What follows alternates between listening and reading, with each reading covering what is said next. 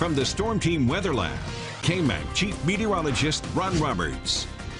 On satellite and radar, sometimes you can see where the high pressure is in the mid and upper levels of the atmosphere because there's very few clouds, and that's exactly what we're seeing. We're seeing it really build over our region. Now, there are a few clouds due to the lifting in the mountains, say near Rio Doso and across parts of New Mexico.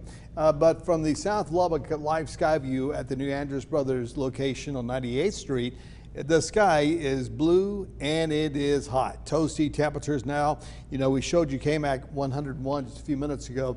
Well, Olton also is 101, so they've joined the club. Wolford, though, is 98 on the southwest side of the city. LAMESA, though, 101 degrees, and Levelland at 98. So there you go, hit and miss, right? HRRR is one of our high-res forecast models. Here's the thing about this hot forecast. To say it's no rain possible at all is incorrect. There are a couple of waves that at times will try to influence part of our region. Part of that is even Thursday by about 3 o'clock in the afternoon. There's a weak upper level disturbance that is going to scooch the eastern portions of New Mexico and the western South Plains.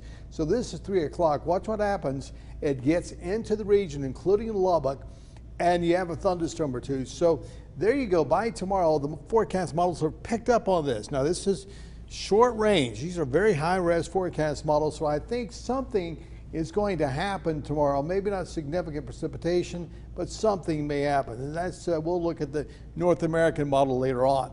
Now, if it does happen tomorrow, with these kind of temperatures expected to be in this range, the basis will be extremely high. So these thunderstorms really could produce as much wind downdrafting, you know, to the surface as precipitation. And that wind could become quite gusty. It's something that we'll have to keep an eye on. On Friday, temperatures again by the forecast models are about the same. So really not much of a change.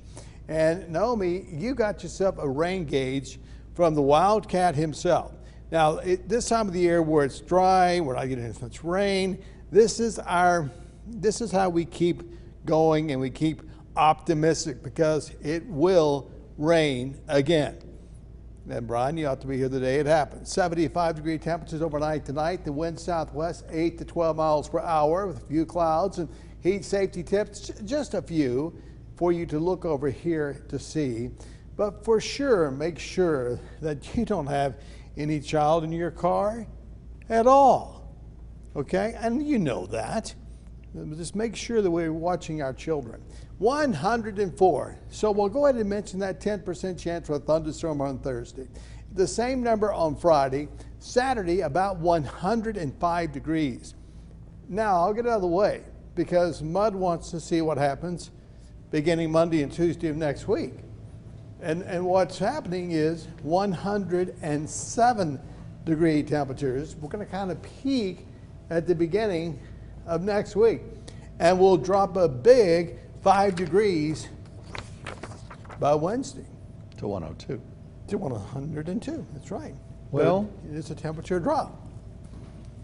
You know, this is looking at that is the time for you to make a note or put a little alert in your phone to remind you to go check on folks who may not have working air conditioners, or just may have older folks who may not have problems in the heat and things like that. You're going to have to do that. We're all going to have to do that a lot over the next few days, I think.